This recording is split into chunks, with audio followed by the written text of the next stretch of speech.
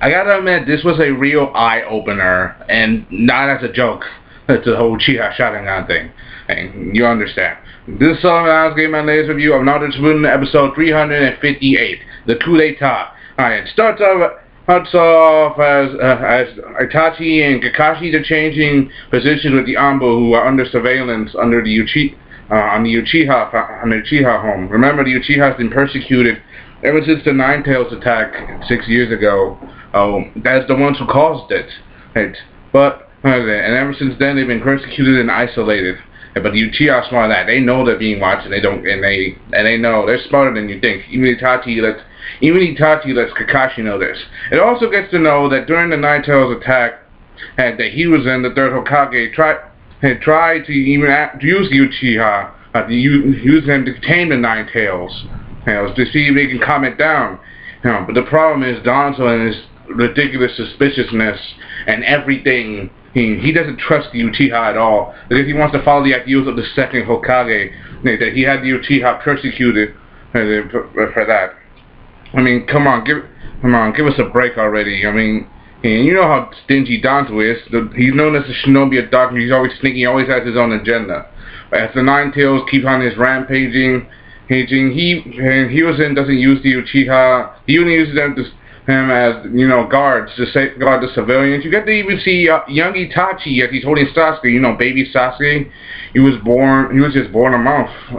I mean, think about it. Remember, we saw this in the origins of Naruto's parents. When he died on the day of his birth. I mean, remember, Itachi was holding Sasuke, and Sasuke was crying, and he noticed that something was wrong. In fact, Sasuke was still crying, while Itachi was holding him, even after the whole melee. And there was a lot of grief-stricken and distraught after that, because the people, for example, the elders, for example, Danzo, they kept persecuting the Uchiha all these years, all this whole time, even though they didn't do anything wrong. We do know who it was. Tobi/Madara/Obito, but you gotta admit, it's not. You gotta admit, you gotta pity them, because it's not their fault they got persecuted for nothing. Right? But they tried their best to cooperate, even though it's some who still don't understand why they're being persecuted. For example, in this episode there was a guy. Two guys got drunk, and the Uchiha came there and stopped the fighting, but one guy.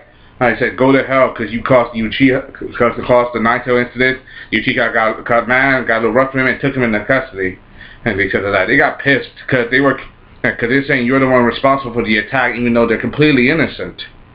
But you gotta give this episode credit. I mean, I really do like this episode, because you get to see certain factors. For example, Shushi Uchiha, as Mangekyou, the Kotsuram Kakami, and also we had to see how he used it in battle. For example, when he remember Aoi, the aide of the Mizukage of the Hidden Mist? Remember, he has a Byakugan that he got from the Hyuga, but he also uses it to detect chakra. For example, his unit was on patrol for a mission, but they were ambushed, and it was Shisui. He used it, and he saw Shisui, and they know that if it was Shisui, they would lose. And so they backed off and got... Shisui also tried his best. For example, he even asked to be under direct order of the Hokage, like Itachi, because like Itachi, he wants sure that there's no problems between Uchiha and the Hidden Leaf Elders. But you gotta admit that this is very persecuting and very hard to do. For example, they tried their best, but people just couldn't listen. For example, the elders still wouldn't take a chance. They say it's better safe than sorry. And I'm like, even though they didn't do anything, there was no proof, because they have to be reasonable, because there was no proof that they did anything, but was also at the same time no proof that they didn't do anything. In the end, they still got screwed. You gotta give them credit for that. Also, I really like this episode, because you get to see, like, example, even though Itachi tried his best, and he couldn't stop any of it. For example, when he was in the surveillance room helping to spy on his own clan, he even tried his best to make sure he could do his job, but also be loyal to his clan. For example, he kept watching young Sasuke when he on his way from school. I mean, Itachi may he had been a shinobi who did his job, but he was also a big brother. You gotta give him credit for that. Remember, he killed everybody except his little brother because he loved him most of all. But you also gotta feel sympathetic for Itachi, having to force a burden on his shoulders, his clan, his village over his own family. It was very heartrending. Shisui, he tries his best. Everybody tries their best. Even Hiruzen, the third Hokage, tries his best to negotiate. He even tried to become the peacemaker, the bridge maker for everything. But it doesn't go to right. For example, Danzo, he doesn't trust Hiruzen. He tries his best to make sure him and his group, the Foundation, make sure they rule they make sure they persecute the Uchiha directly under it. For example, back when the second Hokage still ruled, they had a friend who was an Uchiha. Fushirami, he was an Uchiha who was also a member of their squad. I think his son is Shisui.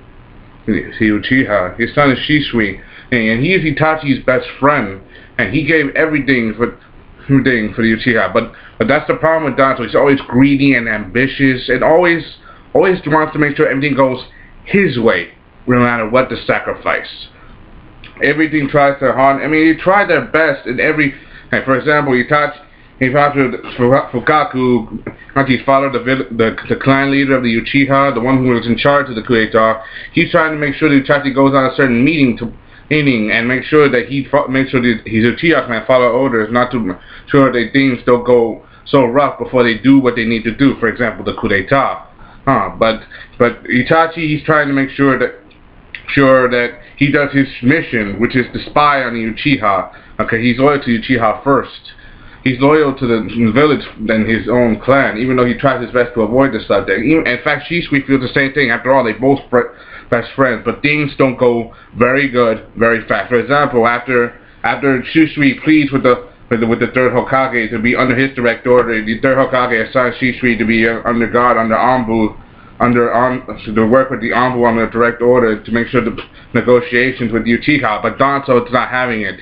He knows about the Uchiha's Mangekyo, the Kotohatsukami, but he doesn't want any of it.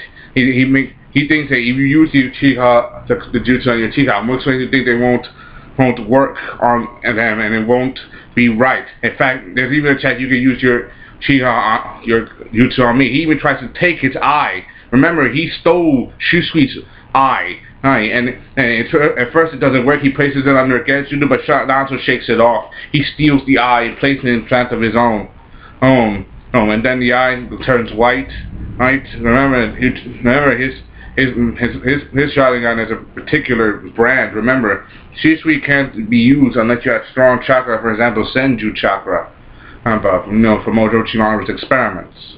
But you gotta give him credit. I mean, even though Danzo snuck behind him, he does his best to avoid it. In fact, Naruto comes in with a whole squad to try to kill Shisui, but Shisui, he managed to avoid it. He does his best, uses the fireball jutsu, the trademark of the Uchiha, and while the Anbu blackouts counteract with water style, and in the end he disappears using teleportation. After that, he meets with Itachi, and he tells them that the Coupd'Etat can't be prevented without the full power of the Mangekyo because of his eye, and Danzo doesn't trust him.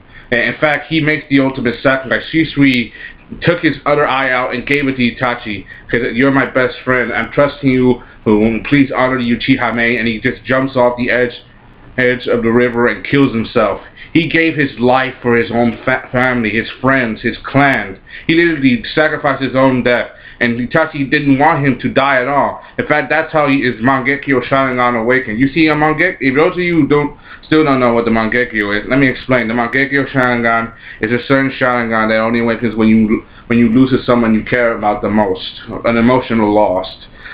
For example, the Sharingan's power is it's derived from emotion. Listen, trust me, it's a very common effect.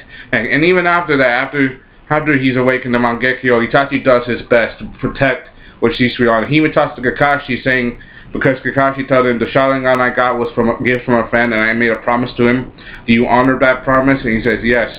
And he also knows about what happened with Shisui. Kakashi even asked if you want to talk about it, but he says no. No, he says it's nothing. Itachi's nose is not nothing. The next episode, and after that the episode ends. The next episode is the massacre. There's no doubt about it. After Itachi kills this clan to make sure that civil war doesn't happen. And also, I gotta give those of you who didn't hear me last time, I still give a thumbs up because the opening and the ending are just perfect. Even though we're in the new season, it's filler. I gotta admit, the opening is awesome because it's really a shine of what's to come. Certain stuff that you don't know if you're a straight anime reader, then you don't know. But those of you who are straight manga reader, you know, because you know that those parts that are coming up are probably the most epic part of Naruto yet that we haven't seen.